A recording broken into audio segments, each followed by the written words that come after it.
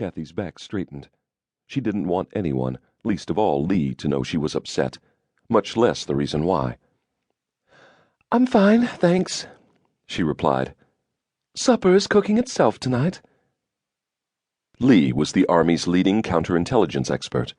He had been sent on this expedition to ward off possible attacks or acts of sabotage by the British or the Russians.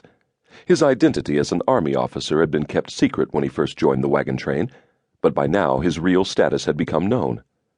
Noting Cathy's rigid self-control, Lee knew instantly that something was very much amiss. He could guess the reason for her distress, and perhaps he could help. Not that he wanted to smooth her relations with Whip. He wasn't keen on helping that relationship along.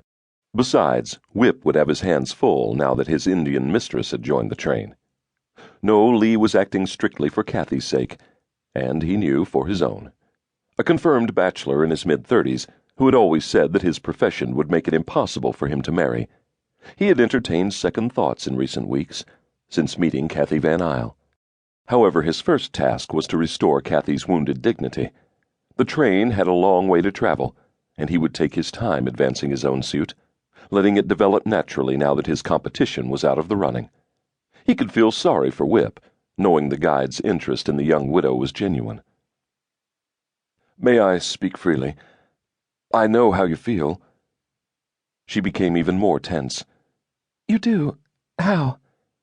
Lee shrugged. "I've come to know Whip well, and he's a fine man," he said. "I'm sure he regards this new development as very unfortunate." "I prefer not to talk about him," she said coldly. "Just for a moment, if you don't mind." He was firm, feeling he had to clear the air on Whip's behalf before revealing his own deepening interest for her. "Mountain men are a strange breed, working alone for months, always by themselves when they're hunting and trapping. At best, it's a lonely life, which is why many of them drink too much. La-ena is a pretty girl, and you can't blame Whip for giving in to temptation." "She appears to be very attractive," Cathy said. "But Whip's personal life is strictly his own business and has nothing to do with me." "Quite so." Enough of being fair to Whip. Now Lee was on his own. He paused, then cleared his throat. "Your new buckskin outfit is very pretty. Did you make it yourself?" She nodded. Tony Martin, that is, now that she's married, helped me cure the skins. We weren't taught things like that in New Haven and on Long Island, but I did all of my own sewing." "You're clever with a needle." A more sophisticated woman might have smiled at the clumsiness of his praise, but Cathy had had little experience with men. Married at 16 to a contemporary of her father's, who had bedded her only on their wedding night, and until his death last year had treated her like a daughter, she failed to recognize Lee's remark as a signal of his interest in her.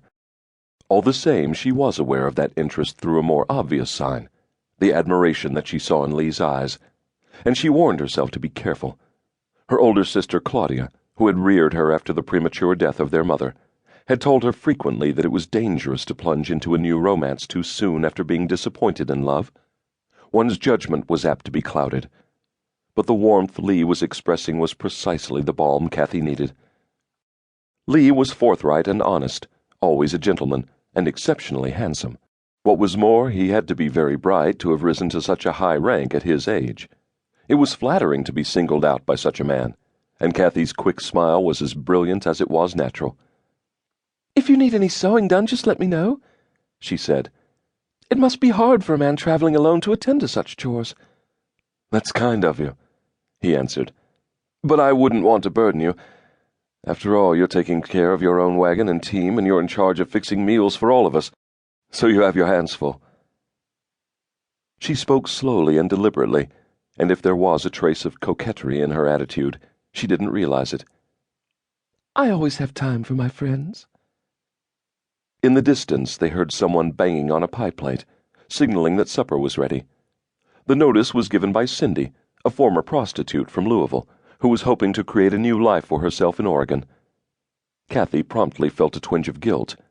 Cindy was not only her first assistant, but also her confidant, and tonight she was bearing the full responsibility for the meal while Cathy indulged her own feelings.